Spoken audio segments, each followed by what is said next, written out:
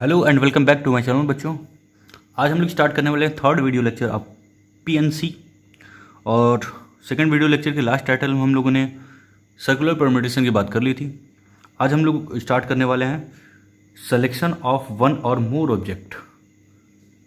ठीक है, इसके भी दो केस हैं कि हो सकता है जो आइटम आप ले रहे हो मीन्स जो ऑब्जेक्ट ले रहे हो, ठीक है, वो डिफरेंट हो, या ये भी हो सकता है वो आइडेंटिकल है। आइडेंटिकल का मतलब एलाइक वाले टर्म। तो यहाँ भी selection one or more objects में दो केस बन सकते हैं। ठीक है, पहला केस जब सारे ऑब्जेक्ट जो है डिफरेंट हो, दूसरा केस जब सारे ऑब्जेक्ट आइडेंटिकल हो मीन्स अलाइक टर्म्स हो। ठीक है, तो यहाँ पढ़ लेते हैं एक बार। थ्योरम फर्स्ट करके दिया है, the number of ways of selecting one or more items from a group of N distinct item is 2n-1। ठीक है, इसको भी समझते हैं या फिर समझेंगे। ठीक है, सेकंड की बात कर लेते हैं। सेकेंड पॉइंट क्या बोल रहा है, यहाँ पे दो रिजल्ट हैं, दो नहीं तीन रिजल्ट हैं। पहले देखते हैं number one, the number of ways of selecting R items out of N identical item is 1। अब ये क्या बोल रहा है, इन सबका मतलब समझेंगे, पहले एक बार देख लो। रिजल्ट टू क्या बोल रहा है, the total number of ways of selecting 0 or more at least one item from a group of N identical item is n+1। Okay, third देखते हैं। थर्ड रिजल्ट ये रहा, ये बोला the total number of selections of some of or all out of p+q+r items where p is alike of one kind, q are alike of second kind and rest are alike of third kind is p+1 q+1 r+1 -1। ठीक है, ये भी देखेंगे। आगे बढ़ते हैं। अगला result है selection from identical and distinct objects. ये क्या बोल रहा है, the total number of ways of selecting one or more items from p identical items of one kind, q identical items of second kind and r identical items of third kind and n different item is this 2n-1। ये सारे result हैं। अगर आप result याद करने बैठोगे, ठीक है, तो फिर कल भूल जाओगे। तो आपको रिज़ल्ट वगैरह याद नहीं करना है, फार्मूला वगैरह याद नहीं करना है, हम लोग ऑब्जर्व करेंगे।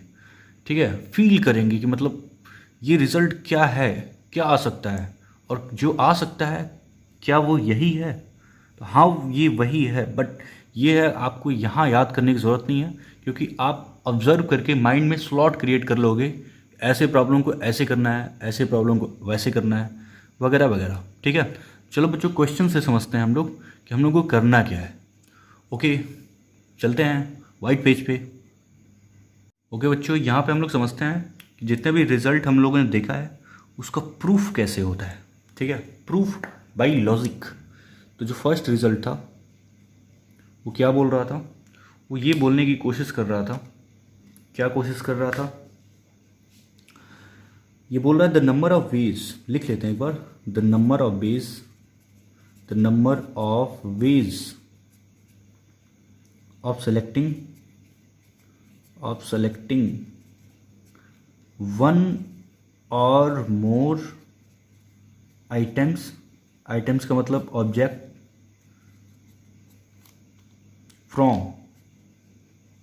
From a group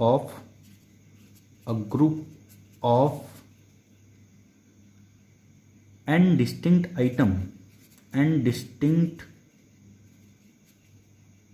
items is, colour change करते हैं, इज 2n-1 ये होता है।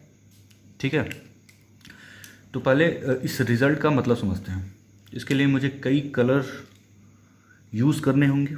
ठीक है, ये क्या बोल रहा है, the number of ways of selecting one or more items या one or more objects, one or more objects को आपको सेलेक्ट करने हैं, किसमें, out of N distinct item से। ठीक है, एन डिस्टिंक्ट आइटम्स हैं मीन्स एन डिस्टिंक्ट ऑब्जेक्ट्स है आपके पास। ठीक है, तो पहले ऑब्जेक्ट्स ले लेते हैं, अलग अलग ऑब्जेक्ट्स ले लेते हैं। तो अलग अलग ऑब्जेक्ट्स का मतलब अलग अलग मैं बॉल ले लेता हूँ। ठीक है ना, अलग अलग मैं बॉल ले लेता हूँ। बॉल लेने से फ़ायदा क्या है, आपको फील आएगा। तो एक मैं बॉल ले लेता हूँ इस कलर का, एक बॉल मैं ले लेता हूँ इस कलर का, दूसरा बॉल मैं ले लेता हूँ इस कलर का, अगला बॉल कलर चेंज, फिर अगला बॉल कलर चेंज। ठीक है, मान लो मैंने 5 बॉल ले लिया। आप देख सकते हो सबके कलर्स क्या हैं, अलग अलग हैं। ठीक है, दे आर डिफरेंट, मीन्स आपने जो है क्या ले लिया,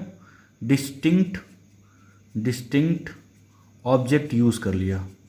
ठीक है, अब क्या करना है आपको, अब आपको जो है इनका सिलेक्शन करना है। तो कितने तरीके से आप सेलेक्ट कर सकते हो, बट सिलेक्शन कैसे करना है कि या तो 1 सेलेक्ट करो या मोर सेलेक्ट करो। ठीक है, मीन्स सिलेक्शन आपको करना ही करना है, ऐसा नहीं कि आपको सेलेक्ट ही नहीं करना है कोई बॉल। ठीक है, तो आप कैसे दिमाग लगाओगे, बहुत ही सिंपल है। आप सोचोगे अच्छा ये जो कलर, इस कलर का जो बॉल है, ठीक है, मैं क्या कर रहा हूँ, या तो मैं इसको सेलेक्ट करूँगा या नहीं करूँगा, 2 ही केस हो सकता है। ठीक है, बट आपके दिमाग में क्या है, 1 और मोर सेलेक्ट करना है। बट मैं इसको दूसरे तरीके से सोच रहा हूँ, मैं क्या करूँगा कि मैं इसको सेलेक्ट करता हूँ या नहीं करता हूँ। तो इस बॉल को आप सेलेक्ट कर भी सकते हो या नहीं कर सकते हो। तो नंबर ऑफ़ केसेस कितने जनरेट हो रहे हैं, 2 जनरेट हो रहे हैं। या तो आप इस बॉल को लो या मत लो, सेलेक्ट करो या मत करो। तो नंबर ऑफ वेज कितने होंगे, 2 × इस बॉल के लिए मैं क्या कर रहा हूँ, इस बॉल के लिए, ठीक है, इस बॉल के लिए मैं क्या कर रहा हूँ कि इसके लिए भी वही केस है, मैं इसको ले सकता हूँ या नहीं ले सकता हूँ, 2 केस। अगले बॉल के लिए सेम चीज़, मैं इसको सेलेक्ट कर सकता हूँ या नहीं कर सकता हूँ, 2 केस। अगले बॉल के लिए सेम केस, या तो मैं इसको सेलेक्ट करूँ या मत करूँ, 2 केस। अगला क्या होगा, इस बॉल के लिए कितने केस होंगे, 2 केस। ठीक है, बट आपको क्या करना है, आपने ये सारे केस किसके लिखे हैं, या तो हम ले रहे हैं या नहीं ले रहे हैं। लेकिन अगर आपने ये टोटल केस ले लिया है तो आप सोचो, आप तो इसमें वो भी केस ले चुके हो ना जिसमें आपने इसको भी सेलेक्ट नहीं किया, इसको भी सेलेक्ट नहीं किया, इसको भी सेलेक्ट नहीं किया, इसको भी सेलेक्ट नहीं किया, इसको भी सेलेक्ट नहीं किया। बट आपको कम से कम एक तो करना ही है सेलेक्ट। ठीक है, तो आपको वो केस भूलना पड़ेगा जिसमें आपने किसी को सेलेक्ट नहीं किया है। ठीक है, तो नंबर ऑफ केस क्या होंगे इसमें, वही 1 माइनस करना पड़ेगा। ठीक है, वही आपको एक केस माइनस करना पड़ेगा जिसमें आपने किसी भी बॉल को सेलेक्ट नहीं किया, वही आप माइनस कर रहे हो। तो ये जो केस है, ये जो केस है वो आपने कितने ऑब्जेक्ट के लिए लिखे हैं, कितने ऑब्जेक्ट के लिए लिखे हैं, 1 2 3 4 5, ये आपने 5 ऑब्जेक्ट के लिए लिखे हैं। ठीक है, तो अगर आपको एन डिस्टिंक्ट ऑब्जेक्ट के लिए लिखना हो तो फार्मूला क्या डेवलप होगा, 2n-1। सिंपल है, ठीक है ना। बढ़ते हैं अगले रिजल्ट की तरफ। ओके, अगला जो रिजल्ट है वो क्या बोल रहा है, रिजल्ट लिखते हैं पहले, रिजल्ट 2। ठीक है, ये क्या बोल रहा है, इसको लिखते हैं पहले। तो इसमें क्या है, फर्स्ट जो है वो बोल रहा है the number of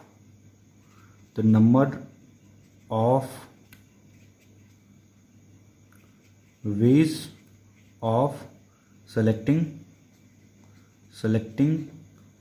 are items out of N identical items is 1। ओह, अब ये क्या बोल रहा है, ठीक है, इसको भी समझते हैं बॉल से। अब यहाँ पे क्या बोल रहा है कि नंबर ऑफ वेज आपको बताने हैं selecting R items out of N identical. ओहो, ये जो बॉल है ना, अब आइडेंटिकल आएंगे, मतलब एक कलर के, एक साइज़ के, एक कलर के। तो मैं कुछ कलर यूज़ कर लेता हूँ। ठीक है, मान लो मैंने कुछ बॉल लिया जो सेम साइज़ के हैं और सेम कलर के हैं, तो आप उसको क्या बोलोगे, ये आइडेंटिकल है। ठीक है, 5 बॉल ले लेता हूँ जो आइडेंटिकल है, एक ही कलर के, एक ही साइज़ के, वही बॉल जो आप बचपन में क्रिकेट खेलते समय यूज़ करते हो, ठीक है ना। सेम देखो कलर भी मिल रहा है, ग्रीन, ठीक है। तो अब यहाँ पे क्या सोचना है आपको, यहाँ पे ये सोचना है कि अगर मैं आपसे ये कहूँ कि मुझे 2 बॉल जो है उठाने हैं, उसके नंबर ऑफ वेज कितने होंगे, तो आप कहोगे कि कोई सा भी 2 बॉल मैं उठा लेता हूँ, ठीक है। ये उठाओ या फिर ये उठाओ, दोनों क्या होंगे, सेम होंगे क्योंकि आइडेंटिकल है। अब ये थोड़ी होगा कि मैं इसको उठा सकता हूँ, ठीक है, ये एक अलग तरीका होगा, इसको उठा लूँ तो ये अलग तरीका होगा, बिल्कुल नहीं। आप 2 बॉल उठाओ, 1 बॉल उठाओ, 4 बॉल उठाओ या 5 बॉल उठाओ, ठीक है, जो नंबर ऑफ वेज होंगे सेलेक्ट करने के वो क्या होंगे, एक ही होंगे, एक ही तरीके से आप उठा सकते हो, ठीक है। आपको एक उठाना है, एक उठा लो, एक कोई भी उठा सकते हो, उसके नंबर ऑफ वेज क्या होंगे, 1 ही होंगे, ठीक है ना। तो यहाँ पे यही बोल रहा है कि अगर क्या है, अगर आपके पास जो ऑब्जेक्ट हैं वो आइडेंटिकल हैं, तो आर आइटम या आर ऑब्जेक्ट को अगर आपको क्या करना है, सेलेक्ट करना हो, तो उसके नंबर ऑफ वेज क्या होंगे, उसके जो नंबर ऑफ वेज होंगे वो क्या होंगे, 1 होंगे, ओनली 1, ठीक है। तो जब भी बॉल आइडेंटिकल हो, जब भी ऑब्जेक्ट आइडेंटिकल हो, तो आपके जो नंबर ऑफ वेज होंगे वो क्या होंगे, 1 होंगे। चाहे 1 बॉल उठाओ, 10 बॉल उठाओ, 50 बॉल उठाओ, ठीक है, 1,00,000 बॉल उठाओ, आपकी जो number of ways of selection होगा वो क्या होगा, 1 होगा। आई होप आपको समझ में आया होगा। अच्छा, अगला रिजल्ट लिखते हैं, ठीक है। 2 का रिजल्ट नंबर 2, ये क्या बोलना चाह रहा है, ये बोल रहा है the total number of ways of selecting 0 or more, 0 or मोर का मतलब ये भी होता है, that mean at least one items का मतलब object from a group of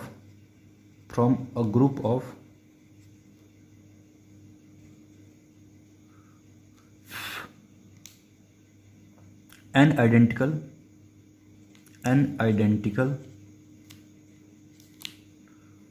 items is n+1, क्या है, n+1, ठीक है। तो ये तो सिंपल ही है। आप खुद सोचो कि आपको क्या करना है, सेलेक्ट करना है, क्या सेलेक्ट करना है, n आइडेंटिकल आइटम में से किस केस के लिए, 0 और मोर, 0 और मोर का मतलब मैं बता दूं कि at least 1 item from a group of N identical item, ठीक है। तो इसका मतलब क्या होगा, इसका मतलब मैं ये बता दूं कि अगर मैं आइडेंटिकल कुछ बॉल बनाता हूँ, ये रहा एक आइडेंटिकल, ये रहा एक, ये रहा एक, ये रहा एक, ये रहा एक, ये रहा, कितने बॉल हैं, 1 2 3 4 5 6 7 बॉल हैं आपके पास। अब मैं क्या कर रहा हूँ कि मुझे 0 और मोर सेलेक्ट करना है, ठीक है। 0 और मोर सेलेक्ट का मतलब क्या है, at least 1 item from a group of N identical ball, ये मोर का मतलब है। 0 का मतलब तो आपको पता ही है, नो सिलेक्शन, इसका कितने तरीका होगा, एक तरीका होगा, ठीक है। बट मोर का मतलब 0 और मोर, मतलब 0 भी एंड मोर का मतलब 0 से ज़्यादा, 0 से ज़्यादा का मतलब, 0 से ज़्यादा का मतलब ये होता है एटलीस्ट 1 आइटम आप सेलेक्ट कर रहे हो, ठीक है। तो मान लो आपके पास ये कितने बॉल हैं, 7 बॉल हैं, 7 बॉल्स हैं। यहाँ पे आपको 0 और मोर वाला केस सेलेक्ट करना है। तो पहली बात ये है कि हम एक भी बॉल सेलेक्ट नहीं करें, नो सिलेक्शन, ठीक है, एक भी बॉल सेलेक्ट नहीं कर रहे हैं। और मैं क्या करना चाहता हूँ, 1 बॉल सेलेक्ट कर लूँ, ठीक है। और क्या हो सकता है, 2 बॉल सेलेक्ट कर लूँ, ठीक है। और क्या हो सकता है, 3 बॉल सेलेक्ट कर लूँ। ये सारे केस हो सकते हैं, कहाँ तक, 7 बॉल तक, ठीक है ना। ये सारी चीज़ें हो सकती हैं। अब करना क्या है आपको, नो सिलेक्शन, मतलब मैं कोई भी बॉल सेलेक्ट नहीं करना चाहता हूँ। तो सेलेक्ट ना करना भी एक तरीका होता है। तो उसके कितने केस हो जाएंगे, मैं कोई भी बॉल नहीं उठाना चाहता हूँ, वन वे हो गया। और का मतलब क्या होता है, प्लस। वन बॉल सेलेक्ट करना चाहता हूँ, आइडेंटिकल बॉल में से मैं वन बॉल सेलेक्ट करना चाहता हूँ, उसके तरीके कितने होंगे, वन। ठीक है, अच्छा आगे बढ़ते हैं। टू बॉल सेलेक्ट करना चाहता हूँ, कितने तरीके होंगे, वन। भाई आइडेंटिकल बॉल है ना, तो दो बॉल कहीं से उठा लो, उसके तरीके कितने होंगे, एक तरीका होगा। फिर और का मतलब प्लस, थ्री बॉल सेलेक्ट करना है, नंबर ऑफ वेज कितने होंगे, वन। फोर बॉल के लिए वन, फाइव बॉल के लिए वन, सिक्स बॉल के लिए वन, सेवन बॉल के लिए वन। तो आपको समझ में आ रहा होगा कि आपके पास कितने आइडेंटिकल बॉल थे, सेवन आइडेंटिकल बॉल थे। तो यहाँ से लेके यहाँ तक क्या हो गया, सेवन हो गया। ठीक है, ये आपका क्या है, कौन सा केस है, नो सिलेक्शन वाला केस है, नो सिलेक्शन वाला केस है। तो अगर मैं पूछूं total number of way to select कितना हुआ, ज़ीरो और मोर के लिए, तो आप बोलोगे कि सेवन ये और प्लस नो सिलेक्शन वाला, सेवन प्लस वन। तो इसी चीज़ को अगर मैं जनरलाइज करूं, इसी चीज़ को मैं अगर जनरलाइज करूं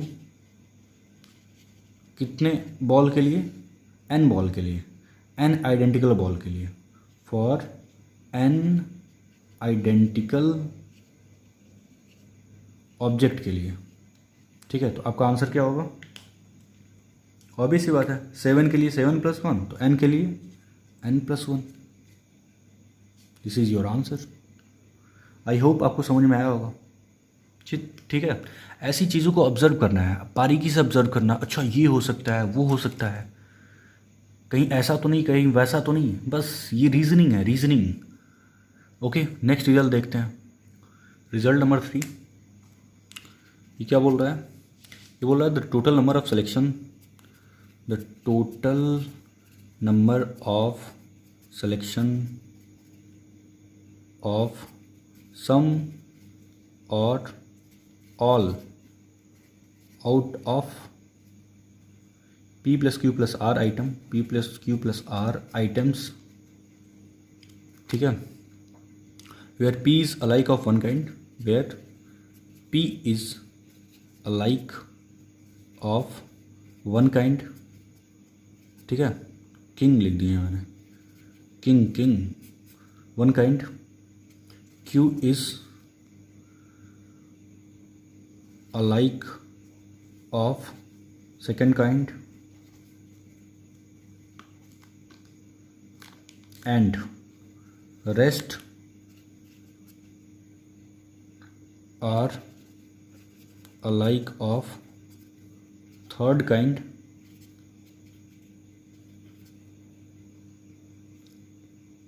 is बोल रहा है P plus one, okay, Q plus one, okay, R plus one, okay, minus one. ये बहुत सिंपल है।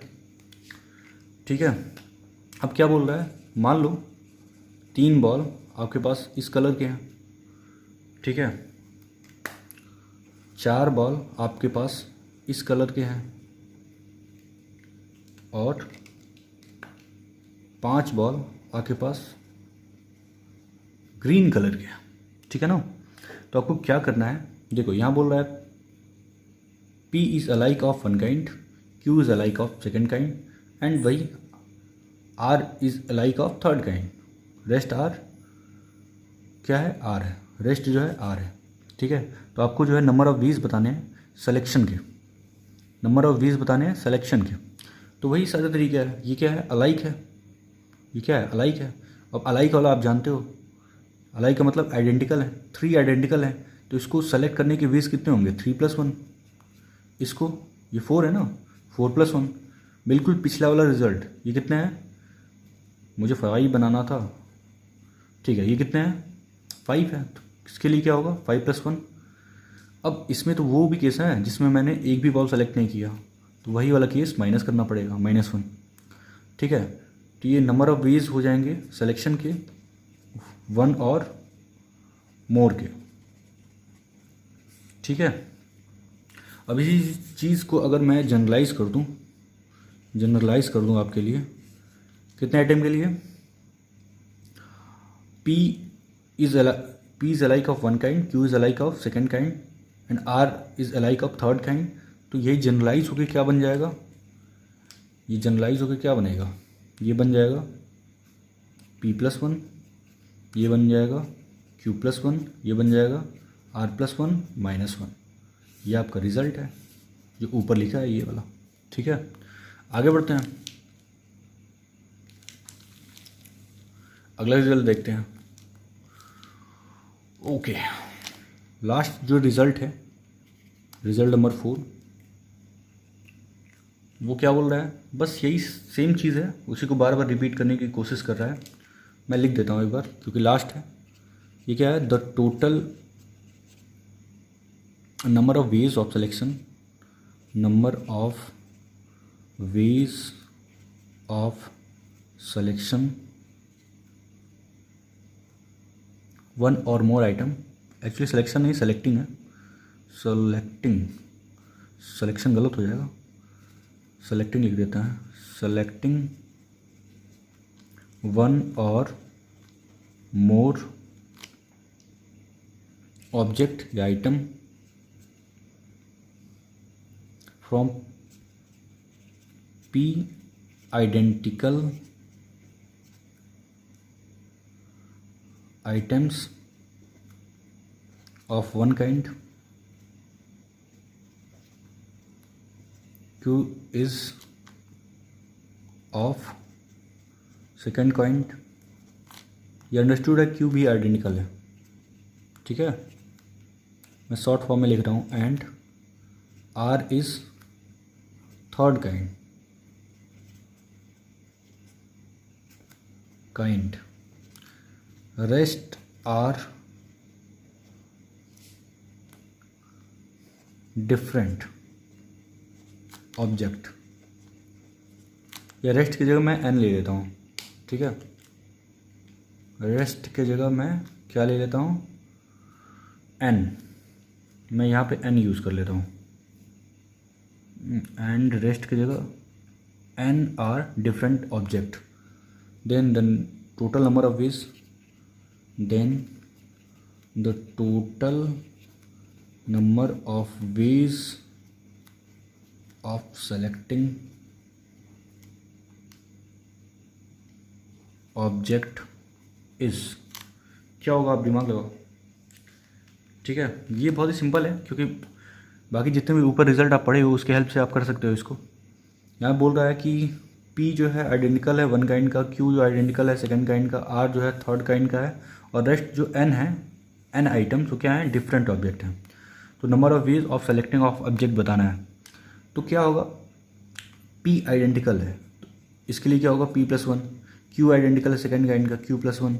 R आइडेंटिकल है थर्ड काइंड का, तो R+1। ठीक है, बाकी जो रेस्ट n है वो क्या है? डिफरेंट है। तो डिफरेंट के लिए क्या यूज़ करना है? 2n। ठीक है, ये कितने वाले केस हो गए हैं? ये नन, वन और मोर वाले केस हो गए। ठीक है, लेकिन आपको क्या ढूंढना है? वन और मोर के लिए ढूंढना है तो क्या करना पड़ेगा? माइनस का वन भी करना पड़ेगा। तो ये आपका रिजल्ट है। ठीक है, बस जो चीज़ें आपने रिजल्ट के रूप में देखा है अभी तक उसको आपने देख लिया।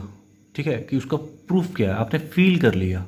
ठीक है, बेसिकली फील करना ज़्यादा बेहतर होता है। ठीक है, किसी चीज़ को जब आप फील करोगे तो वो सारी चीज़ें आप हमेशा याद रखोगे, और जब आप केवल याद करोगे तो वो भूल जाओगे, क्योंकि मेमोरी जो है किसी चीज़ को जो है कुछ टाइम तक कंटेन रख सकती है अगर उसकी प्रैक्टिस न की जाए तो।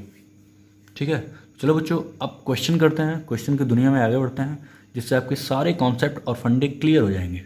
ओके, करते हैं क्वेश्चन। जितने भी रिजल्ट आपने देखा है उनका यूज़ हम लोग फैक्टर वाले क्वेश्चन में आसानी से कर सकते हैं। जैसे मैं एक क्वेश्चन लिख रहा हूँ, ठीक है ना, ध्यान से देखो। बोल रहा है ये कि आपको बताने हैं the number of factors, the number of factors. Okay, condition दिया है एक्सक्लूडिंग वन। एक्सक्लूडिंग वन मतलब वन को इंक्लूड नहीं करना है, एक्सक्लूड करना है, वन को बाहर ही रखना है। मतलब 1 आपके फैक्टर के रूप में नहीं आएगा, ठीक है ना। And the expression itself, and the expression itself, okay, ये कंडीशन है। अब इसका भी एक खास मतलब है, इसका भी एक खास मतलब है, ठीक है। ओके, आगे लिखते हैं। Of the product of, colour change, of the product of a पे पावर 7, बी पे पावर 4 ले लेते हैं, एंड सी पे पावर 3, उसके बाद डी ई एफ, ठीक है, वेयर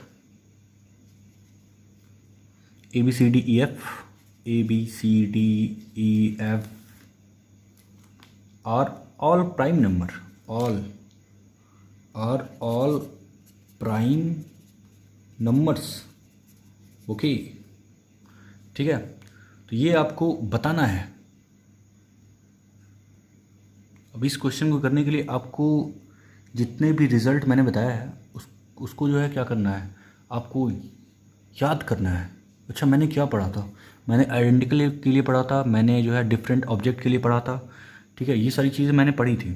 बट यहाँ पे क्या है, यहाँ पे आप देख सकते हो ए पे पावर 7 का मतलब क्या है। मान लो ये एक बॉल है जिस पे ए लिखा है, उस पर उसके पास कितने बॉल्स हैं, 7 बॉल्स हैं। ऐसे सोचो कि जो ए मार्क किया हुआ बॉल है वो कितने हैं, 7 बॉल हैं। बी भी एक कलर का बॉल है जो कितने हैं, 4 हैं। सी भी एक बॉल है जो कितने हैं, 3 हैं। डी भी एक बॉल है, ई भी एक बॉल है, एफ भी एक बॉल है। ये सारे अलग अलग कलर्स के मान सकते हो, अलग अलग टाइप्स के बॉल मान सकते हो। ए एक टाइप का बॉल है, जो नंबर ऑफ जो बॉल है ए वाले वो कितने हैं, 7 है। नंबर ऑफ बॉल जो हैं बी वाले कितने हैं, 4 हैं। नंबर ऑफ बॉल सी वाले कितने हैं, 3 हैं। नंबर ऑफ बॉल डी वाले कितने हैं, 1 है। नंबर ऑफ बॉल ई वाले कितने हैं, 1 है। नंबर ऑफ बॉल एफ वाले कितने हैं, 1 है, ठीक है। तो इसमें से आपको क्या करना है, इसमें आपको फैक्टर ढूंढना है। तो यहाँ पर फैक्टर ढूंढना है। बेसिकली जो है फैक्टर क्या होता है, जैसे अगर मैं ये कहूँ कि ए क्यू का फैक्टर क्या क्या हो सकता है, तो आप कहोगे कि सर एक 1 हो सकता है, ठीक है, क्योंकि 1 इसको डिवाइड कर सकता है। आप बोलोगे सर ए भी हो सकता है, आप बोलोगे सर ए स्क्वायर भी हो सकता है, आप बोलोगे ए क्यू भी हो सकता है। तो इसके पास 4 फैक्टर हैं, 4 फैक्टर, ठीक है, आ रहा समझ में, 4 फैक्टर्स हो सकते हैं, ठीक है। सेम आप ये सोच सकते हो कि जब ए क्यू के पास 4 फैक्टर हैं तो ए पे 7 के पास कितने फैक्टर हो सकते हैं, कितने फैक्टर हो सकते हैं, 7 + 1। ए पे क्यू था उसके 4 फैक्टर देख रहे हैं, ठीक है। तो ए पे 7 के पास कितने फैक्टर होंगे, 7 + 1। बी पे 4 के पास कितने फैक्टर होंगे, 4 + 1। सी पे 3 के कितने फैक्टर होंगे, 3 + 1। डी पे 1 पे कितने फैक्टर होंगे, 1 + 1। ई पे 1 + 1। एफ के पास 1 + 1, ठीक है, ठीक है। आपने नंबर ऑफ वेज लिख दिया, आपने नंबर ऑफ वेज लिख दिया, ठीक है, टू सेलेक्ट प्राइम फैक्टर। क्योंकि ए बी सी डी अगर प्राइम फैक्टर है तो आपने नंबर ऑफ फैक्टर लिख दिया, ठीक है। Number of ways to decide the factors of product of this. लेकिन आपके पास कंडीशन है, आपको क्या करना है, 1 वाला फैक्टर कभी नहीं लेना है, और वो फैक्टर नहीं लेना है जो ए खुद है। जैसे मान लो ए क्यू का जो है 2 फैक्टर ऐसा है, पहला 1, दूसरा वो खुद, ठीक है, क्योंकि ये दोनों भी फैक्टर बनते हैं। किसी भी नंबर का 2 फैक्टर तो ऑलरेडी होता है, एक वो नंबर खुद, दूसरा 1। तो ए क्यू का भी एक फैक्टर 1 है, दूसरा क्या है, वो नंबर खुद है, ठीक है। तो इन सब में आपने क्या कैलकुलेट कर दिया है, इन सब में आपने 1 वाले फैक्टर भी ले लिए हैं, 1 वाले फैक्टर्स भी, और वो सारे फैक्टर जो ये बना सकते हैं सब इसमें आ गया है। तो क्या करना पड़ेगा, आपको 2 माइनस करना पड़ेगा। ये आपका फाइनल आंसर है, ठीक है। तो ओवरऑल जो आंसर आपको मिलेगा वो इन सबको सॉल्व करने पे मिलेगा। तो सॉल्व मैं करना नहीं चाहता हूँ बट कर देता हूँ, आसान दिख रहा है। ये 2 होगा, 2 होगा, 2 होगा, 4 सॉरी 8 2 2 2 8 8 × 4 32, ठीक है। 32 × 5 कितना होगा 160। 160 × 8 160 × 8 1280 -2 कितना होगा 1178। ये आपका फाइनल आंसर है, ठीक है ना। ये आपका फाइनल आंसर है। आई होप बच्चों आपको समझ में आया होगा, ठीक है। फील करो। आगे बढ़ते हैं, एक और क्वेश्चन करते हैं। एक और अगला क्वेश्चन है, the total number of factors excluding 1, condition दिया है एक्सक्लूडिंग 1 ऑफ 2160 इज व्हाट। ये आपको बताना है क्या होगा भाई। तो ये बताने के लिए आपको करना क्या होगा, आपको ये बताया कि सिर्फ 1 को ही एक्सक्लूड करना है, ठीक है। तो पहले से उसको फैक्टर करना पड़ेगा, इसके प्राइम फैक्टर निकालने पड़ेंगे आपको, ठीक है। तो प्राइम फैक्टर निकालने के लिए क्या करना पड़ेगा, इसका प्राइम फैक्टराइजेशन करना पड़ेगा, जो आप बचपन से करते आए हो, ठीक है। खैर मुझे भी करना पड़ेगा, ठीक है। मुझे तो बचपन की चीज़ें भूल गई हैं, ठीक है। हेल्प करो मेरी।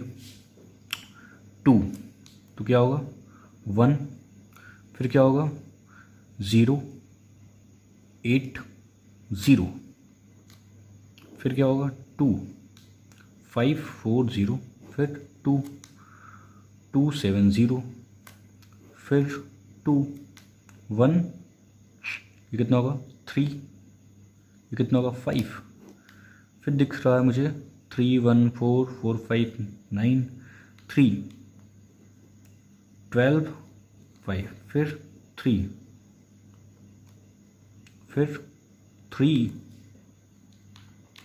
फिर से 1, ठीक है। तो आपको ये दिख रहा होगा कि मैंने एक गड़बड़ कर दिया। क्या गड़बड़ कर दिया, ये क्या क्या होगा 3 4 12 और 5, फिर 3 कितना होगा 15 होगा, फिर 3 तो यहाँ 5 होगा, फिर 5 तो यहाँ 1 होगा। तो प्राइम फैक्टराइजेशन दिख रहा है किसका 2160 का, वो कितना है 2 पे पावर 4 इंटू 3 पे पावर 3 इंटू 5 पे पावर 1, ठीक है। ये है। अब क्या करना है आपको, क्या करना है टोटल नंबर ऑफ फैक्टर ढूंढना है। तो फैक्टर ढूंढने के लिए जो पिछला क्वेश्चन किए हो, ठीक है, बस ऐसे ही कर देना है। तो फैक्टर ढूंढने के लिए करना क्या पड़ेगा 2 एक टाइप की बॉल है, जो नंबर ऑफ बॉल जिसमें है कितने 4 हैं। 2 एक नंबर्ड बॉल है जिसमें कितने बॉल आ रहे हैं 4 बॉल। 3 एक नंबर्ड बॉल है जिसमें कितने बॉल आ रहे हैं 3। 5 एक नंबर्ड बॉल है जिसमें कितने बॉल आ रहे हैं 1, ठीक है। तो इनको क्या करना है, इनको सेलेक्ट करना है, ठीक है। जितने आप तरीके से सेलेक्ट इनको कर पाओगे उतने नंबर ऑफ फैक्टर्स क्रिएट कर पाओगे। तो कितना होगा ये 4 आइडेंटिकल है। 2 नंबर वाले बॉल कितने हैं 4 हैं, तो 2 नंबर वाले जितने भी बॉल होंगे वो आइडेंटिकल होंगे। तो इसके नंबर ऑफ वेज कितने होंगे 4 + 1। यहाँ पे क्या होगा 3 + 1, यहाँ पे क्या होगा पावर 1 है तो 1 + 1। बट करना क्या होगा आपको 1 को जो है क्या करना पड़ेगा, भगाना पड़ेगा। 1 को आपको गायब करना पड़ेगा, ठीक है। ये आपका आंसर है। आपको समझ में आ रहा होगा क्योंकि क्वेश्चन में क्या बोल दिया है एक्सक्लूडिंग 1। 1 को एक्सक्लूड करो भाई, हटाओ 1 को। तो आपने हटा दिया 1 को, ठीक है। 1 फैक्टर कैसे जनरेट होगा वो मैं बता दूं। 1 फैक्टर तभी जनरेट होगा जब आप इसमें से कुछ भी मत चुनो, ठीक है। 2 वाले फैक्टर को लो ही मत। 2 वाले फैक्टर को अगर आप नहीं लेते हो तो क्या जनरेट होगा 2 पे पावर 0। 3 वाले फैक्टर को अगर आप नहीं लेते हो तो क्या जनरेट होगा, 3 पे पावर 0। 5 वाले फैक्टर को अगर आप नहीं ले रहे हो तो क्या जनरेट होगा, 5 पे पावर 0। तो इससे क्या मिलेगा, 1 इंटू 1 इंटू 1 क्या मिल गया, 1। इसका मतलब 1 फैक्टर क्रिएट हो सकता है किस केस में, जब आप एक भी 2 नंबर्ड बॉल को सेलेक्ट नहीं कर रहे हो, जब यहाँ से आप एक भी 3 नंबर्ड बॉल को सेलेक्ट नहीं कर रहे हो, जब यहाँ पे एक भी आप 5 नंबर्ड बॉल को सेलेक्ट नहीं कर रहे हो, तभी इसी केस में सिर्फ 1 आ सकता है एज अ फैक्टर, ठीक है ना। तो वो केस आपने या इसमें लिया ही है, इसमें तो क्या करना पड़ेगा, इस 1 को गायब करना पड़ेगा, क्योंकि 1 फैक्टर तो आपको चाहिए ही नहीं, क्वेश्चन वाला ही बोल रहा है, ठीक है। एक्सक्लूडिंग 1, आपको 1 नहीं चाहिए, तो 1 वाला फैक्टर आपने भगा दिया। आई होप आपको जो समझ में आया होगा, फील करो, फील, ठीक है। फीलिंग से ही ये सारे क्वेश्चन बन पाएंगे, अदरवाइज़ अगर आप फार्मूला याद रखते हो, मुझे नहीं लगता फार्मूला आप याद कर पाओगे, ठीक है। इसमें का उसमें कर दोगे, उसमें का इसमें कर दोगे, तो फील करना ज़्यादा इंपॉर्टेंट है, ठीक है। चलो अब अगले टाइटल की तरफ बढ़ते हैं। अगला टाइटल बच्चों, अगला टाइटल है जिसका नाम है number and sum of divisor. Number and sum of divisor, question समझते हैं, ठीक है ना, क्या मतलब है। हालांकि सम ऑफ डिवाइज़र को सॉल्व करने का जो तरीका है, सम ऑफ डिवाइज़र को सॉल्व करने का जो तरीका है उसको मल्टीनोमियल बोलते हैं, मल्टीनोमियल थ्योरम, ठीक है। बट वो हम लोग बाद में समझेंगे, ठीक है। इसको एक और तरीके से करेंगे हम लोग। खैर फ़िलहाल आपको करना क्या है, फ़िलहाल हम लोग क्वेश्चन देखते हैं, ठीक है। क्वेश्चन जैसे मान लो एक क्वेश्चन है, आपको बताना है द नंबर ऑफ वेज, या फिर मैं क्वेश्चन बदलता हूँ, the number of even divisor, the number of even divisor of 10,800 is, तो आपको ढूंढना है। पहले तो आपको डिवाइज़र ढूंढना है, लेकिन ख़ास ख्याल क्या रखना है कि आपको जो डिवाइज़र ढूंढना है इसमें वो इवन होना चाहिए, ठीक है। तो तरीका वही है, पहले आपको क्या करना पड़ेगा, 10,800 का प्राइम फैक्टराइजेशन करना पड़ेगा, ठीक है। ये भी बहुत बड़ा टास्क है, ठीक है। तो करते हैं, ठीक है। मैंने बोला था कैलकुलेशन नहीं है हुआ, लेकिन कैलकुलेशन आ रहा है। इसको इस तरह भी लिख सकते हो आप, ठीक है। 108 3 से कैंसिल आउट हो सकता है, तो 3 इंटू लिख सकते हो इसको, 3 3 ज़ा 9 और 3 6 ज़ा 18 इंटू 100 को क्या लिख सकते हो आप, 5 का स्क्वायर इंटू 2 का स्क्वायर, ठीक है। ये आप लिख सकते हो आप 25 इंटू 4, हाँ। अच्छा 36 को आप लिख सकते हो 6 इंटू 6, तो 3 इंटू 6 इंटू 6, या 9 इंटू 4 लिख सकते हो। 9 इंटू 4 का मतलब 9 इंटू 4 लिख दो, 5 स्क्वायर इंटू 2 स्क्वायर अब दिख रहा होगा। 3 इंटू 9 27, 27 का 3 पे 3 लिख दो। अच्छा ये क्या है, 2 पे 2 है, ये भी क्या है 2 पे 2 है, टोटल कितना हो गया 2 पे 4 इंटू 5 पे 2। तो आपने इसको ब्रेक कर दिया प्राइम फैक्टराइजेशन में, तो क्या आया 2 पे पावर 4 आया, फिर क्या आया 3 पे पावर 3 आया, फिर क्या आया 5 पे पावर 2 आया, ठीक है। ये आपने प्राइम फैक्टराइजेशन कर दिया। अब क्या करना है, अब आपको इवन डिवाइज़र ढूंढना है, इवन डिवाइज़र। तो इवन डिवाइज़र अगर देखना है तो करना क्या होगा, अब खुद सोचो आप कि अब आपके पास जो बॉल हैं, मैं बना देता हूँ, 2 नंबर्ड बॉल के बारे में सोच रहा हूँ। कितने बॉल हैं, 4 बॉल हैं, जिसमें सब पर क्या लिखा है 2 2 2 2 2 लिखा है। अब मुझे इवन डिवाइज़र चाहिए, तो आप ये नहीं कर सकते हो, क्या नहीं कर सकते हो कि मैं कोई भी बॉल सेलेक्ट नहीं करूँगा। आपको कम से कम एक बॉल तो सेलेक्ट करना ही होगा। यहाँ नो वन वाला केस नहीं आएगा, नो वन वाला केस, ठीक है, ये नहीं आएगा। ये 1 और मोर वाला केस आएगा, 1 और मोर वाला केस। या तो आप एक सेलेक्ट करो या एक से ज़्यादा सेलेक्ट करो, ठीक है। या तो आप एक सेलेक्ट करो या फिर एक से ज़्यादा सेलेक्ट करो। यहाँ पे नो वन वाला केस नहीं आएगा, याद रखना, नो वन वाला केस नहीं आएगा। तो कम से कम आपको क्या करना है, या तो 1 2 को सेलेक्ट करना है, या तो 2 बॉल को सेलेक्ट कर लो मतलब 2 पे 2 सेलेक्ट कर लो, या फिर 3 बॉल को सेलेक्ट कर लो मतलब 2 पे पावर 3 सेलेक्ट कर लो, या फिर सारा ले लो 2 पे पावर 4 ही ले लो। तो कितने नंबर हो सकते हैं इसके सिलेक्शन के, कितने वेज हो सकते हैं, 4 वेज। ठीक है, क्योंकि आपको क्या करना है, आपको ध्यान देना कि आपके पास इवेंट डिवाइसर होना चाहिए। अगर किसी केस में अगर मैंने 2 सेलेक्ट ही नहीं किया, ठीक है, आपको पता है ना कि no one or more case में क्या होता है, आप सेलेक्ट करो या एक से ज़्यादा करो, 3 केस हो जाता है बेसिकली।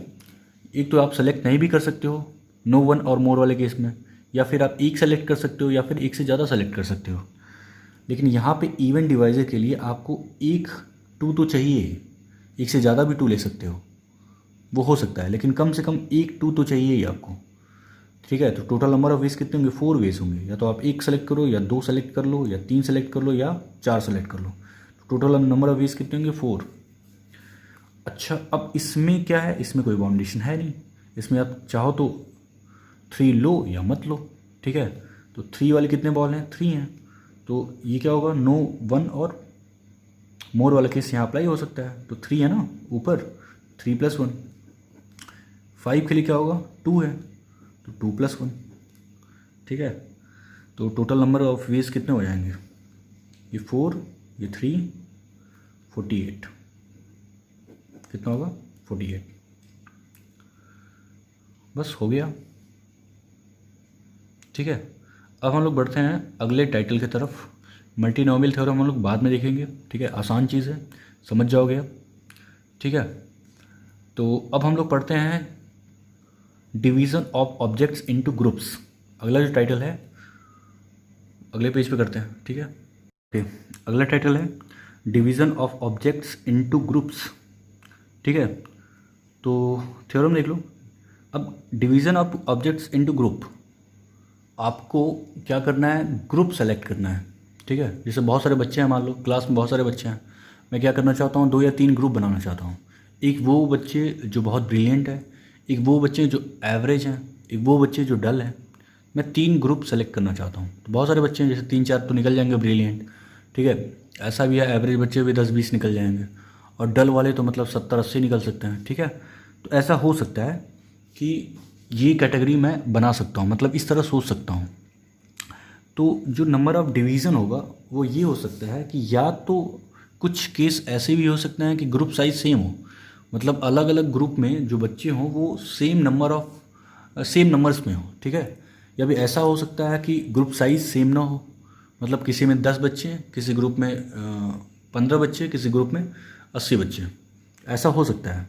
तो ग्रुप के केस में जो है ग्रुप का साइज़ इक्वल भी हो सकता है, अनइक्वल भी हो सकता है। ठीक है ना, तो फर्स्ट जो है वो वही है अनइक्वल साइज़ के लिए। तो अगर यहाँ पढ़ लो एक बार, number of ways in which m+n distinct items can be divided into 2 unequal groups containing m and n items is factorial m+n divided by factorial m factorial n। Okay, ये तो समझ में आ रहा है, मुझे भी आ रहा है, आपको अभी थोड़ी देर बाद समझ में आएगा। ठीक है, अब अनइक्वल वाला देख लेते हैं एक बार। ऊपर वाला जो था वो क्या था, अनइक्वल साइज़ वाला था। अब ये इक्वल साइज़ वाला है, division into groups of equal size. अगर साइज़ इक्वल हो जाए तब क्या होगा, तब ये होगा, तब क्या होगा, ये होगा। ठीक है, बेसिकली ये mn नहीं है, m+n है, प्रिंटिंग मिस्टेक है। ठीक है ना, m+n है, और नीचे क्या है, फैक्टोरियल n पे पावर m है, और यहाँ पे क्या है, 1/फैक्टोरियल m है। ठीक है, तो देखते हैं ये क्या बोल रहा है, समझते हैं इसको। चलते हैं वाइट पेज पे। तो बच्चों छोटे छोटे एग्जांपल से समझते हैं कि डिवीज़न ऑफ ग्रुप्स क्या होता है। ठीक है, मैं क्या कर रहा हूँ, 10 बच्चों को ले रहा हूँ, 10 बच्चों को छोड़ो, 10 बच्चों को, मैं 11 प्लेयर्स को ले रहा हूँ। ठीक है, हमेशा खेलना चाहिए प्लेयर्स के साथ, तभी आप एक बेस्ट प्लेयर्स बन सकते हो। ठीक है ना, आपने प्लेयर्स मूवी देखा होगा। तो 11 अगर प्लेयर्स मैं ले रहा हूँ, और मैं क्या चाहता हूँ, मैं टीम बनाना चाहता हूँ। ठीक है, कुछ मैं बैट्समैन लूँगा, कुछ बॉलर लूँगा, तो मैं 2 ग्रुप बना रहा हूँ। ठीक है, मैं 6 बैट्समैन लेना चाहता हूँ, बैट्समैन जो भी है, ठीक है ना, और 5 बॉलर लेना चाहता हूँ। ठीक है, 5 मैं बॉलर्स लेना चाहता हूँ। अब 11 प्लेयर्स हैं आपके पास, जिसमें आपने 6 बैट्समैन चूज़ कर लिया और 5 बॉलर चूज़ कर लिया। ये ग्रुप ए है, ये ग्रुप बी है, आपने 2 ग्रुप में डिवाइड कर दिया। ठीक है, तो डिवीज़न का जो नंबर ऑफ़ वेज होगा वो आप कैसे देखोगे? Number of ways to select 2 groups A and B. ठीक है, तो आप क्या करो, आपको करना क्या होगा, 11 प्लेयर हैं, उसमें 6 बैट्समैन हैं और 5 बॉलर्स हैं। ठीक है, तो मैं क्या कर रहा हूँ, 6 बैट्समैन वालों को सेलेक्ट कर रहा हूँ। अगर मैं 11 प्लेयर्स में से 6 बैट्समैन वालों को सेलेक्ट कर दूँ, ठीक है, तो अपने आप ग्रुप डिवाइड हो जाएगा। आई होप आपको समझ में आ रहा होगा। मैं क्या कर रहा हूँ, 11 प्लेयर्स हैं, ठीक है, जिसमें बॉलर्स भी हैं, बैट्समैन भी हैं। मैं क्या कर रहा हूँ, बैट्समैन वालों को बोल दे रहा हूँ कि तुम चले आओ, सारे बैट्समैन चले आए। ठीक है, तो आ जाएंगे, अपने आप 2 ग्रुप बन जाएगा। जो बच जाएंगे वो क्या होंगे, बॉलर्स होंगे। ठीक है, तो अपने आप जो है 2 ग्रुप ए एंड बी बन जाएगा। तो मैं क्या कर रहा हूँ, बॉलर्स को सेलेक्ट कर ले रहा हूँ, सॉरी बैट्समैन को सेलेक्ट कर रहा हूँ। तो 11 प्लेयर्स में से 6 प्लेयर्स को सेलेक्ट करने का जो तरीका होगा वो 11C6 होगा। ठीक है, कोई बच्चा ये भी पूछ सकता है कि सर मैं बॉलर सेलेक्ट करूँगा, तो 11C5 हो जाएगा। ठीक है, और आपको पता है कि ये दोनों इक्वल होते हैं, मतलब 11C6 इक्वल होता है 11C5 के। क्यों? क्योंकि आपने पढ़ा है NCR किसके इक्वल होता है, NC(n-r) के। ठीक है, मैंने बाइनोमियल में बताया था और मैंने परम्यूटेशन कॉम्बिनेशन में बताया था स्टार्टिंग में। ठीक है, ओके, ये समझ में आ रहा है।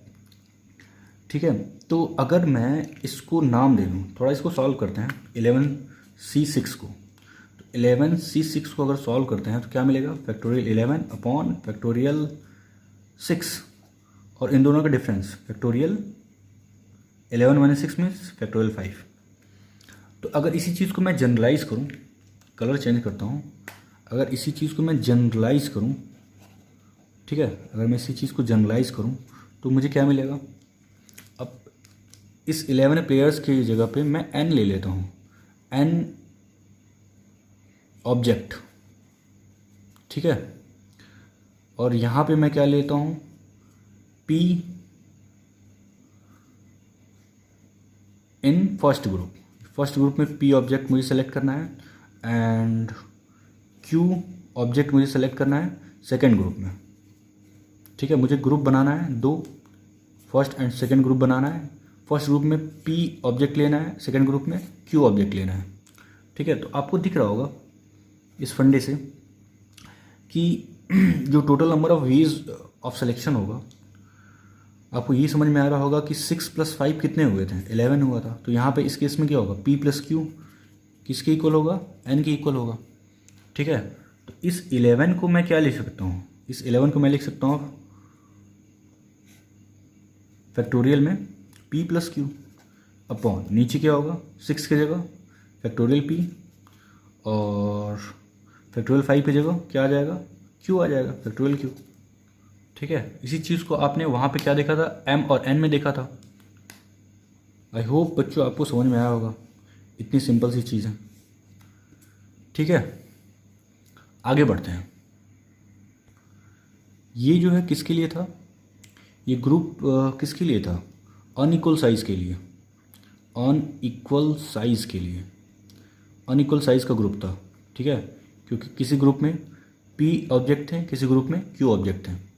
ठीक है, और अगर हम लोग इसी चीज़ को इक्वल ग्रुप्स में देखने लगे तो क्या होगा, मतलब इक्वल साइज़ में साइज़ इक्वल कर दें।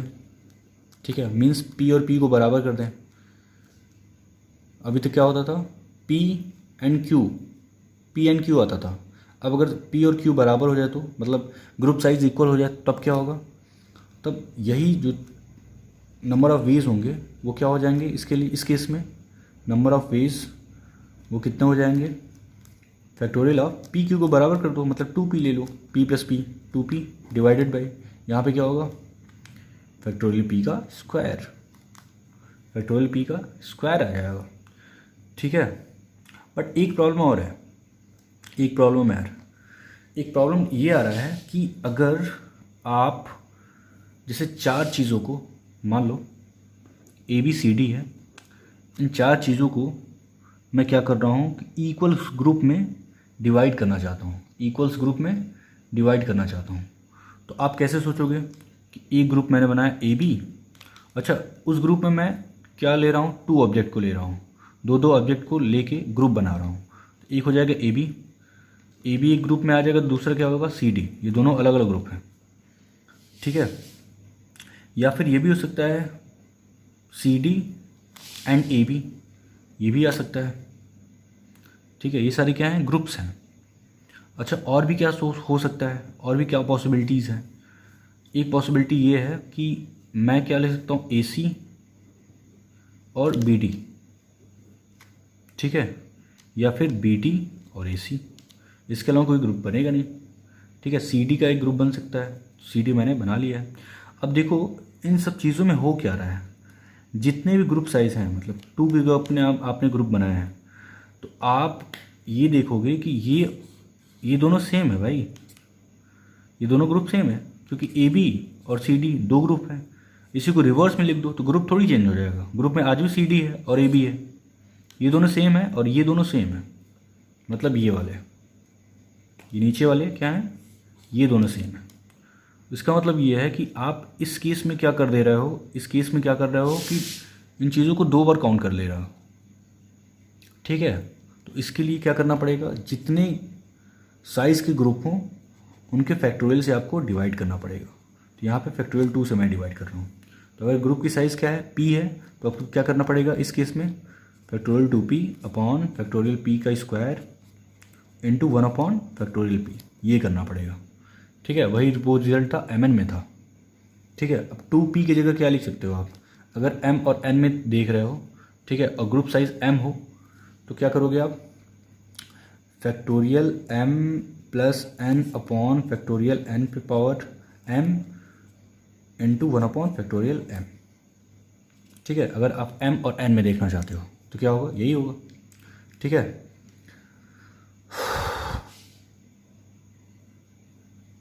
आई होप आपको समझ में आया होगा। आई थिंक ये एम एन ही होगा, क्योंकि मान लो आप क्या कर रहे हो, एम ग्रुप के एन ग्रुप साइज के, ठीक है, एन ग्रुप साइज के एन एलिमेंट को ले रहे हो, एन एलिमेंट को ले रहे हो, तो टोटल नंबर ऑफ जो ग्रुप होगा वो क्या होगा, एम एन ही होगा। बच्चों क्वेश्चन से समझ में आएगा, परेशान होने की ज़रूरत नहीं है। जैसे यहाँ पे 2 है, यहाँ पे क्या है 2 है, तो यहाँ पे क्या है 2p आया है, यहाँ पे 2 है तो यहाँ पे क्या है 2p आया है। सपोज़ यहाँ पे m होता तो यहाँ पे क्या आया, m आता। तो यहाँ पे बस देखो यहाँ पे क्या है, अगर यहाँ पे mn की बात करें, इसलिए यही लिखा था ना, factorial mn upon factorial n पे पावर कितना m into 1 upon factorial m। Group size क्या है, m है, तो यहाँ पे ग्रुप साइज़ अगर 2 था, मैंने देखा यहाँ पे ग्रुप साइज़ अगर 2 था तो यहाँ पे क्या आया 2p आया। यहाँ पे ग्रुप साइज़ क्या है, m है, तो कितना आएगा mn आएगा, बस इतना ही फ़र्क है। तो यहाँ वहाँ पे क्या m प्लस n नहीं था, ठीक है ना, मैंने सोचा अलग अलग लेके अलग अलग ग्रुप साइज़ का ले रहे हैं। ठीक है, तो वो m n मतलब नोटेशन में कन्फ्यूज़न था। बट आप ये याद रखना, जितने आपके ग्रुप साइज़ होंगे उतने के फैक्टोरियल से आपको डिवाइड करना है, बस इतना ध्यान देना है। बाकी ऊपर इसकी ज़रूरत नहीं पड़ेगी, चाहे आप m प्लस n करो या फिर m n करो, कोई फ़र्क नहीं पड़ेगा, क्योंकि टोटल नंबर ऑफ ऑब्जेक्ट तो आपको दिया ही रहेगा। तो ऊपर क्या होगा, फैक्टोरियल के अंदर टोटल नंबर ऑफ ऑब्जेक्ट, यहाँ पे क्या लिखा है, यहाँ ऊपर यहाँ पे टोटल नंबर ऑफ ऑब्जेक्ट ही लिखा है, टोटल नंबर ऑफ ऑब्जेक्ट ही लिखा है। ठीक है, तो परेशान होने की ज़रूरत नहीं है, यहाँ पे परेशान होने की ज़रूरत नहीं है, तो ये तो दिया ही रहेगा। बस आपको याद क्या रखना है कि जिस ग्रुप साइज़ का आप ग्रुप बना रहे हो उसके फैक्टोरियल से क्या करना पड़ेगा, डिवाइड करना पड़ेगा, अगर ग्रुप साइज़ इक्वल लेते हो तब। ठीक है, चलो बच्चों क्वेश्चन करते हैं, क्वेश्चन से आपके फंडे क्लियर होंगे। हो गए, क्वेश्चन करते हैं। एक सिंपल सा क्वेश्चन लेते हैं। क्वेश्चन है द नंबर ऑफ वेज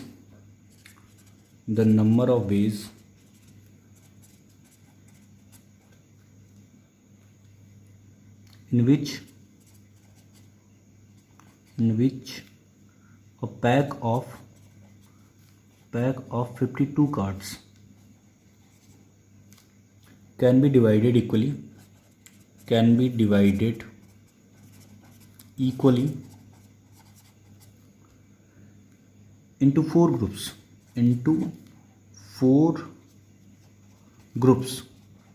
यहाँ पे देखो, ग्रुप्स में आपको डिवाइड करना है, सिर्फ इतना ही करना है, ठीक है। तो चलो बच्चों डिवाइड करते हैं ग्रुप में। 52 कार्ड हैं और इक्वली डिवाइड करना है 4 इक्वल ग्रुप्स में, ठीक है। तो आप सोचो 52 कार्ड्स हैं और आपको इक्वल ग्रुप्स बनाने हैं। कार्ड्स जो है क्या करना है, इक्वल डिवाइड करना है। कितने लोगों में, 4 इक्वल ग्रुप में डिवाइड करना है, ठीक है। मतलब 4 लोगों में, समझ जाओ कि 4 पर्सन में आपको डिवाइड करना है। 52 कार्ड्स को इक्वली डिवाइड करना है, तो क्या आएगा 13 13 13। सबके पास कितने कार्ड्स मिलेंगे, 13 कार्ड्स, ठीक है। ये तो समझ में आ रहा होगा। इसका मतलब आपने 4 ग्रुप क्रिएट किया जिसमें ग्रुप साइज़ क्या है, सेम है। First group, second group, third group and fourth group, जिसमें क्या है, ग्रुप साइज सेम है। अब नंबर ऑफ वीज क्या होंगे, नंबर ऑफ वीज ऊपर आपको सोचने की ज़रूरत नहीं है। ऊपर क्या होगा, फैक्टोरियल 52। अब चाहे m+n आए या फिर mn आए या फिर कुछ भी आए, ऊपर क्या हो गया, टोटल नंबर ऑफ ऑब्जेक्ट आपने लिख दिया। अब नीचे क्या करना है, अब नीचे देखो, नीचे क्या होगा, फैक्टोरियल 13 होगा, लेकिन कितनी बार होगा, 1 2 3 4, क्या होगा 4 टाइम्स, ठीक है। अब ग्रुप कितने हैं, 1 2 3 4, वो भी क्या है, इक्वल साइज़ के हैं, तो क्या करना पड़ेगा, फैक्टोरियल 4 से डिवाइड भी करना पड़ेगा, ठीक है। आई होप ये आपको समझ में आया होगा। अच्छा, इसी क्वेश्चन में अगर क्या कर देता, ठीक है, यही बढ़ा देता, can be divided equally into 4 equal groups. यहाँ पे डिवाइड वाला वर्ड हटा के कैन बी डिस्ट्रीब्यूटेड लिख दिया होता, डिस्ट्रीब्यूटेड इक्वली इनटू 4 ग्रुप्स या 4 पर्सन बोल दिया होता, तब क्या फ़र्क हो जाता। अब क्या करना पड़ता आपको, डिवाइड करने के बाद आपको 4 पर्सन को डिस्ट्रीब्यूट भी करना पड़ता, ठीक है। यहाँ पे सोचो कि आप डिस्ट्रीब्यूटर हो और आपने क्या होना, आपके हाथ में 4 ग्रुप हैं, 1 2 3 4, ये 4 पैकेट्स हैं और आपको 4 पर्सन्स को क्या करना है, पर्सन मैं अलग कलर से बना देता हूँ, ठीक है। 4 पर्सन में क्या करना है, इसको डिस्ट्रीब्यूट भी करना है, तो आपकी मर्ज़ी, आप किसी को कुछ भी दो, ठीक है। अब याद रखना कि ये जितने भी बंडल्स हैं या पॉकेट्स हैं, इसमें जो कार्ड्स हैं, नंबर ऑफ कार्ड्स सेम है, नंबर ऑफ कार्ड्स सेम है, मतलब नंबर्स ऑफ कार्ड्स सेम है, लेकिन कार्ड्स अलग अलग भी हो सकता है। अंदर क्या है भाई, काउंटिंग में वो तो सेम है, 13 13 13 13 सबके पास है, बट ये अलग अलग हो सकते हैं। तो मैं ये वाला इसको दे सकता हूँ, इसको दे सकता हूँ, इसको दे सकता हूँ, इसको दे सकता हूँ, ठीक है। मतलब 4 बंडल है, वो 4 लोगों के अंदर 4 लोगों को जो है क्या करना है, डिस्ट्रीब्यूट करना है। तो उसके भी कितने वेज होंगे, फैक्टोरियल 4। तो क्या करना पड़ेगा, ये तो जो है पहले वाले का आंसर है, बट अगर मैं क्वेश्चन बदलता हूँ, डिस्ट्रीब्यूटेड, अगर डिस्ट्रीब्यूशन वगैरह मैं डाल देता हूँ पर्सनस के बीच, तो आपका जो फाइनल आंसर हो जाएगा, अब जो क्वेश्चन बना उसका जो आंसर होगा, ये तो होगा फैक्टोरियल 52 अपॉन फैक्टोरियल 13 पे power 4 into 1 upon factorial 4। But क्या करना पड़ेगा, 4 पैकेट्स को, 4 पैकेट्स है ना, 4 पैकेट्स को 4 लोगों में अगर आपको डिस्ट्रीब्यूट करना है, मीन्स अरेंज करना है, उसके तरीके कितने होंगे, फैक्टोरियल 4। ये आपका फाइनल आंसर होगा। तो आई होप बच्चों आपको समझ में आया होगा। तो आज यहीं पे ख़त्म करते हैं, ठीक है ना। अब अगला जो टाइटल है वो क्या है, इक्वेशंस को सॉल्व करना, number of integral solution of linear equation and in equations को सॉल्व करना। इसके लिए हम लोगों को मल्टीनोमियल थ्योरम भी पढ़ना पड़ेगा, और एक और मेथड है पार्शियल मेथड या पार्टीशन मेथड, सॉरी पार्शियल नहीं, पार्टीशन मेथड, एंड इसको बेगर्स मेथड भी कहते हैं, ठीक है। तो चलो बच्चों, उसको अगले टर्म पे हम लोग देखेंगे। आज के लिए बस इतना ही। पढ़ाई करो फोकस्ड होकर, इंजॉय करके, फील करते हुए। ठीक है, मिलते हैं अगले वीडियो में, तब तक के लिए बाय बाय।